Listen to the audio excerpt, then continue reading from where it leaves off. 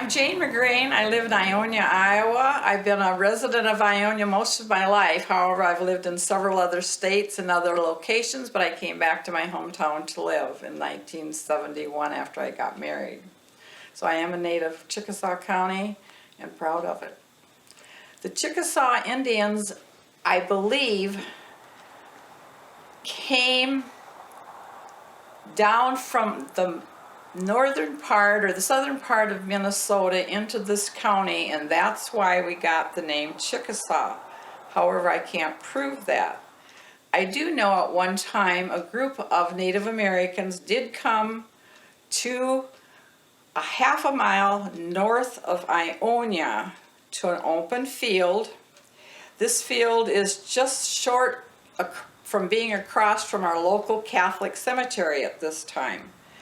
At that time, that group of people had smallpox, and a lady in our community went to see them, visit with them, and she went home and prepared a homemade salve and took it to the village and gave it to the people that had the smallpox. And it is believed that that time that helped cure the smallpox for that group of people. Do you know who the woman was? I can't remember her name, I'm sorry. I can't remember her name. And probably when I heard the story, maybe the name wasn't even passed on to me. Mm-hmm.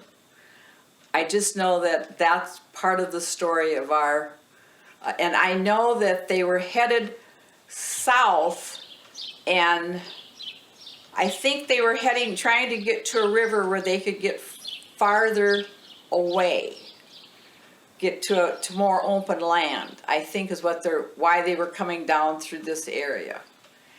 And there is no evidence that they ever came through the actual town of Ionia, so they probably went around it at that time, which would have meant they would have gone probably west and then down toward the Cedar River.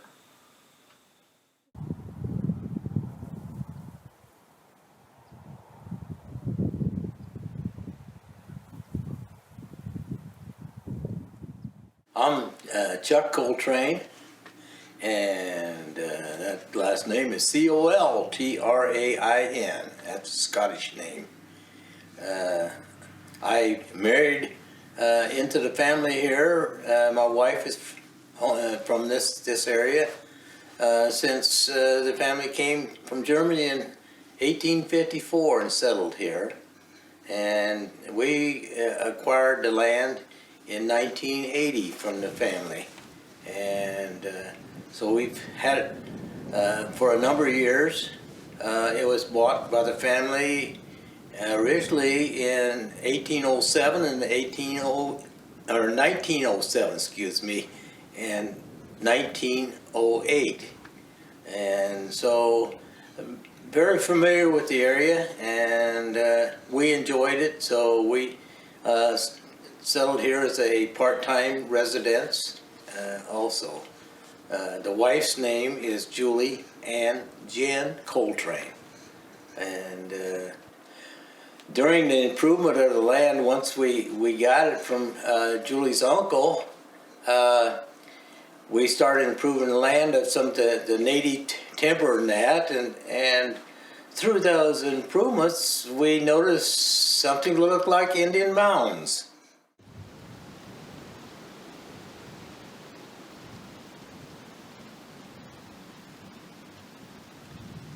So we've still have one that's apparent to be an Indian mound, and the other two in the improvement of the land. I researched them a little bit, dug down, see if I could find anything in the mounds. I didn't find anything of significance, but it was all black dirt, like it had been piled up as a mound. And so we had three altogether on the farm. I mentioned earlier about the massacre that occurred over by Deerfield. If you could just tell me what you remember hearing about that.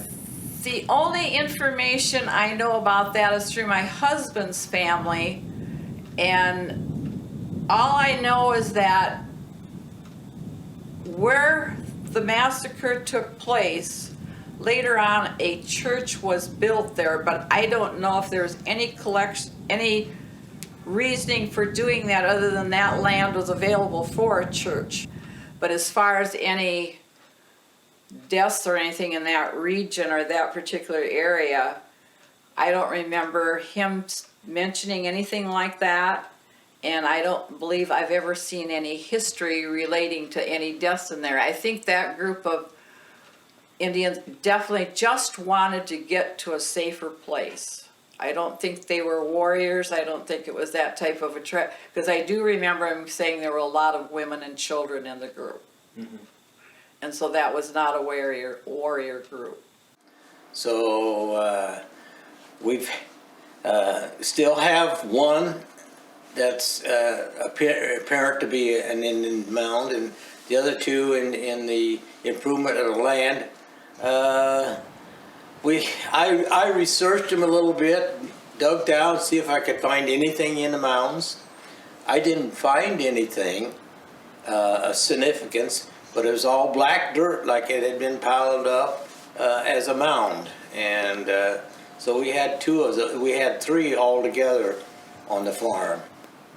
The county's now called Chickasaw, which pretty much resembles an Indian name, so I would think that the Chickasaw tribe was here.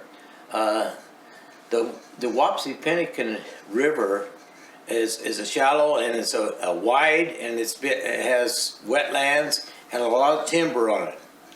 So it was a prime area for the Indians with getting their food from the wildlife. The river is a gently flowing river. I know I've done a lot of surveys and that on rivers flows and that. So it's a slow flowing river. It's probably got about 20 feet of fall in a mile. So it's a slow flowing river. That made it very prime for fishing and wildlife, and the Indians usually settled not in the river bottom but gently away, and we are about a mile from the river. Once it starts coming up, we're gently laying land and that. Where we found these apparent Indian mounds was in the big oaks, and I have cut down some of the big oaks that's died, and they were the tree rings on it, growth rings, indicated they was over 150 years old.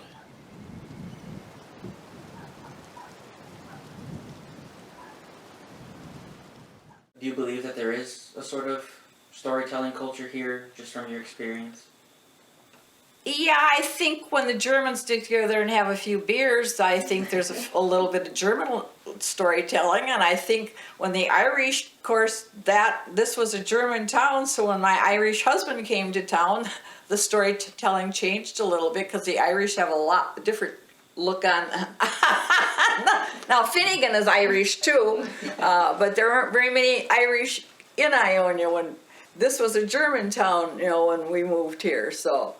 But so yeah, I do think family nationalities per se take place, and being that I was German, and my husband's brother also married a German, and so we always call them the happy Irishmen, and we were the sauerkrauts.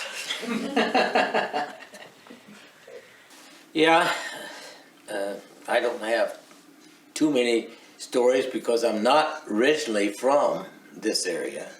I'm originally from down in southern Iowa next to Missouri, and up to and down there's a lot more storytelling. A lot more storytelling, but yes. Why do you think there is such a lack of storytelling up here? Well, yeah, as an older person, you try to tell a younger person, and a lot of times the first thing out of their mouth, you don't even get to say much, and they say, "Oh yeah, I know." Well, how do you know? I've not told you anything yet. Yeah. How do you know what I'm going to tell you? So we get cut short a little bit sometimes, and it was so much different back then. I mean, the people of today don't know what we had to go through during World War II with the rationing of food and gas, and everything was rationed, and we had to even go out into the pasture, the cow pasture, and pick up bones to sell to the button factory in Centerville for the military's uniforms and that, and making buttons, because it was made out of bone Yeah. back in them days, and everything comes from China now. we know, but yeah, things was a lot different and a lot harder. But we don't know what hard times are, and we hope we never have to see hard times again.